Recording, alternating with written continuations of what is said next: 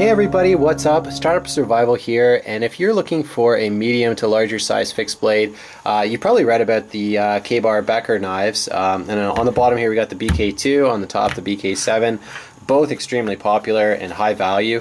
And if you're anything like me, you do a lot of research before you buy stuff, right? And I remember doing a ton of research and reading all the forums and stuff like that before I made my decision between those two knives. I was actually in Mexico at the time, and I'd just gotten engaged to my wife, and I knew I was coming back to Canada shortly, and I knew I was getting ready to do a lot of camping, so I was shopping for knives, right? And I read all these forums, and it's very hard to choose between these two knives, but I think I'll be able to provide you a bit of guidance because I bought the BK2 instead of the BK7, and I had specific reasons for doing that, but I actually feel a little differently now. If I was to do it all over again, I think I would go for the BK7, to be honest with you. And these knives really fit in well for somebody who doesn't want to spend, you know, $200 or $150 on a fixed blade. Both these knives can be had for less than $100. So they have a lot of things in common. You know, first of all, I think the pricing is generally pretty similar. I think you can get them, each of them for like, you know, $70 to $90, something like that, fairly easily in the US. In Canada right now, these are both $100 plus knives. So I've seen the price go up on them a little bit since I bought the BK2, but I still think they're pretty high value. The sheaths are different. I think that that's something important to note. And that's a large part of the reason why I chose the BK2, okay, is I just like this sheath so much better. I don't think this is Kydex. I think it's just like a plastic or something like that, and it retains in the handle really well. In my opinion, you don't even need that retention strap on there. If you see I shake it, it doesn't come out. So you could actually remove that if you want to and just carry it like loosely in your bag, I guess. Actually, maybe you can't remove that. Maybe it's just pinned to the webbing here. But anyways, I like that sheath a lot better. It's going to drain easier, it takes up way less space in the bag, and it just is very form-fitting.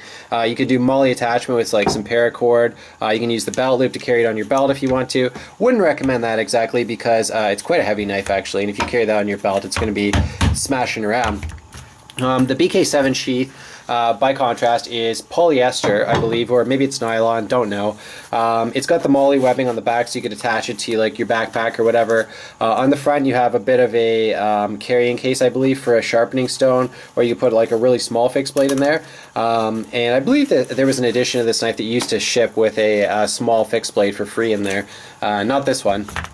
But if I had to choose between those two sheaths, like I said, I made my choice. I chose this one. I just think it's a lot better. And for me, with a fixed blade, the sheath is really important. This one's not bad, and I'm pretty sure you could get a custom Kydex made for this.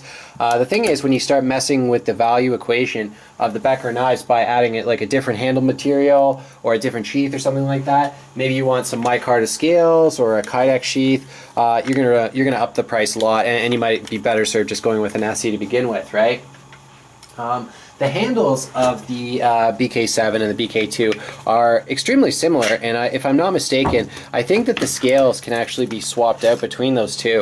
Or the reason that I saw that is because I've shopped for the scales before, and I've seen that the custom ones, it will fit either knife. So I think they're the pretty much exact same handle.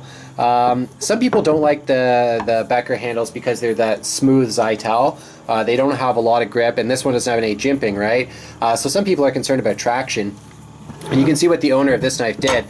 They've wrapped it in like an athletic or like a hockey tape or something like that, which is good. It gets kind of dirty. I'm assuming taking that off would be a bit of a mess, but it's definitely one way to go. You can also buy those custom scales, like I said, if you want to. I haven't done that. But what I really like about the Becker knives actually is how it's sort of three-dimensional in size. It's got a palm swell there, so when you're handling it, even though this knife is quite heavy, it feels very comfortable actually, which is really nice. Whereas the SC6, you can see that that handle is just flat. It's a flat micarta, which is really nice actually. But some people really like that three-dimensional Becker handle. I'm one of those people. I think that handle's great. You know, in terms of the steel, it's a 1095 steel, which is coated with like a durable finish there. 1095 is a good steel. It's used in a lot of wilderness knives, including this SE6 right here. Why it's good, you know, it's going to hold its edge a very long time. I think it's a tough steel. It's going to resist chipping. It's not going to be so good with the rusting though. If you get it wet again and again and again, you're going to get some rust spots on there. I have had rusting actually on the BK2. There's nothing on there right now, I believe. But yeah, I've just taken it home and I've stropped it. I've oiled it up. Good to go. You know what I mean? Like the rust is not a huge issue. But just something to keep in mind if you're going to be in a really wet environment, salt water, you know, Pacific Northwest where it rains a lot, you know, 1095 might give you some problems. In terms of weight, that's something important to distinguish between these two knives, because you would assume that the longer knife would be heavier. It's because of this thick blade stock. This is a 1/4 inch thick blade stock, and the BK7 is, I think, 3/16 or something like that. It's just a little thinner. So this knife is actually lighter than this one, surprisingly.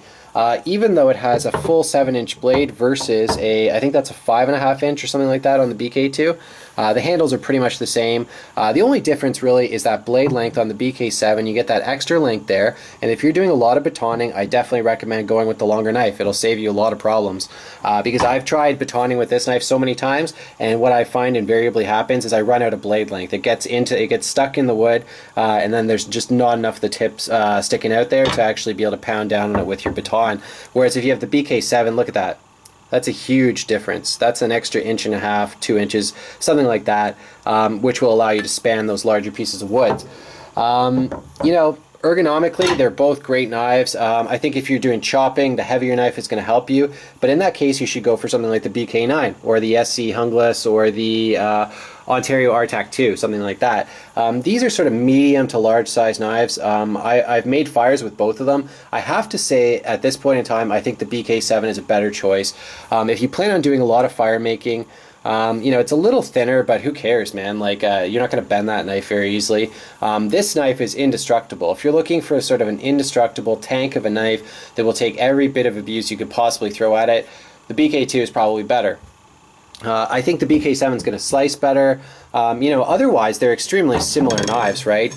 You know, same country manufacturer, US, same handles, same blade steel, same everything basically. Just you got a thinner, longer blade on the BK7, which I think will serve most people better. The only other thing to consider, of course, is which sheath do you prefer?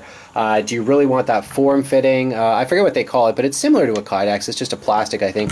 Do you want that nice form-fitting sheath that's going to fit better in your bag and all that stuff? Or do you want this bigger sheath, right? The sheath on the BK7 really turned me off, so like I said, that's why I went with the BK2. The thing is that when I'm going to make fires, I find most of the time I take the SE6. I just think it's a better knife against the BK2. You know, it's thinner, it's longer, it's lighter, you know, better sheath. So I don't use the BK2 a whole heck of a lot, but the owner of this BK7 loves it, swears by it, and I can't help but agree with that. Thanks a lot for watching.